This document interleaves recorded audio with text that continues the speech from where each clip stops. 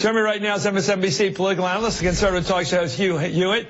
Hugh, aren't you in heaven? This never quits, does it? And Perry Bacon, who's coldly, but non-political in his thinking and analysis. He's a political reporter right here with me. Hugh, I've got to go to you because this is, to me, once again, the Sinatra aspect of Trump.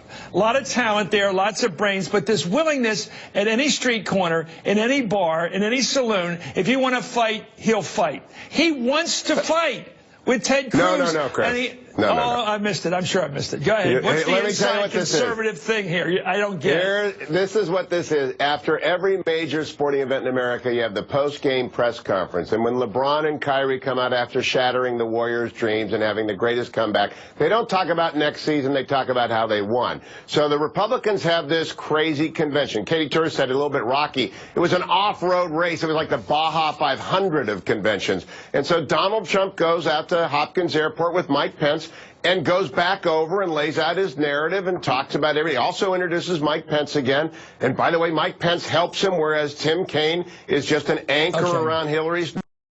Saw last night, Donald Trump made a play for Bernie voters. If Tim Kaine is that press release that you get in a few minutes, Bernie voters are going to come to Donald Trump, or maybe they'll go over to Jill Stein. They ain't going to like this. So anyway, all Donald Trump did today was the post-game press conference. And he had to put the shiv in again on Ted Cruz's father, maybe having something to do with killing Jack Kennedy. He had to throw that in. He had to talk about why Ted Cruz hit him hard. He had to go back over it, just like LeBron talking about the block in Game 7, Chris. It's just a replay of a given order, going back over the highlights reel and going forward. Let me just suggest something for you. I think he was piling on, because not only did he say there was a picture in the National Enquirer, which is dubious to begin with, and not a good credit. Nobody ever credits that when they write a news article, according to the one.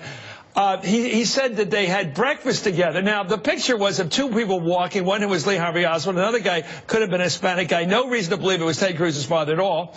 But somehow he now has them settled down to breakfast together.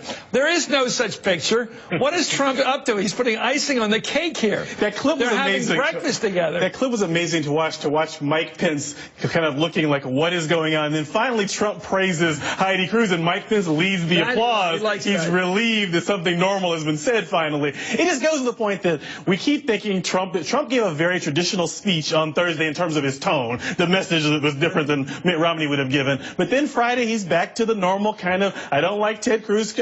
He was right. He definitely wanted to sort of, he's been commentating the campaign throughout. That's one thing Trump does. He kind of gives his analysis of what's going on like he's in the basketball game. And yes, he did that because he's sort of annoyed. Ted Cruz disrespected him. He's annoyed by it. Well, there's a new thing here, Hugh. It's you know those Santa Claus masks used to always be looking at you. You're walking down the street and that mask is meant to always be looking at anybody that looks back at it. Trump has this new feature. He says one thing which gets his visceral support behind him, and then he says something else on the other side to sort of bounce out, like, I really think Heidi Cruz is beautiful, blah, blah, blah, blah, blah, blah, blah, blah, blah, blah, after having posed her against his attractive, what do you call it, model, supermodel wife. It just seems to me he's trying to do now, he covers everything over now. He's super pro-Israeli now, super anti-neocon on wars. He's got it, he works both sides of the street in the same moment. How is he going to get away with that? Is that just politics? Chris, I think that's called winning elections. He mentions the LGBTQ community, and then he says in the biggest applause line. Heck. What made him lead to the latest state-of-the-art phraseology? What was that about? Putting in Q. It was setting up the biggest applause line of the night, which is I will protect the Supreme Court, which I've now embedded in the opening music of every hour of my radio show, because that really rallies the Republican base. So you're absolutely right. He is reaching out for new voters, LGBTQ. He's talking to Pennsylvania, but he's also assuring people. State of the art. You guys on the right. First of all, I got a great Q question for Donald Trump. What did you mean by Q? Do you think he knows? Queer. He meant queer. Sure he did. Is that what he meant? Not questioning.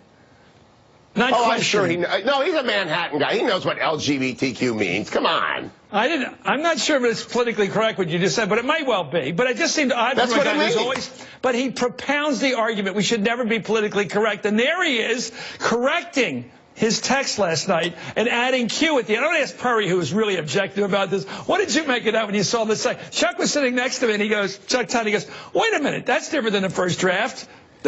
Somebody's checking stuff out here and cleaning it up. Well, Monday that did not happen, obviously. But I do think that it seems like on Thursday he is trying to broaden his coalition. That's one thing you can tell he's doing. He wants to give the law and order message, but he knows he doesn't want to be anti-gay. He doesn't want to be anti-gay. He's from New York. The Republican Party's different now. Peter Thiel gave that speech last night. He was great. And that was a very speech for a Republican nomination. I do think Trump wants to broaden the coalition and run more as less of the social values Republican. I think that is smart. Okay, let me ask you now that I've got you in a fighting mode.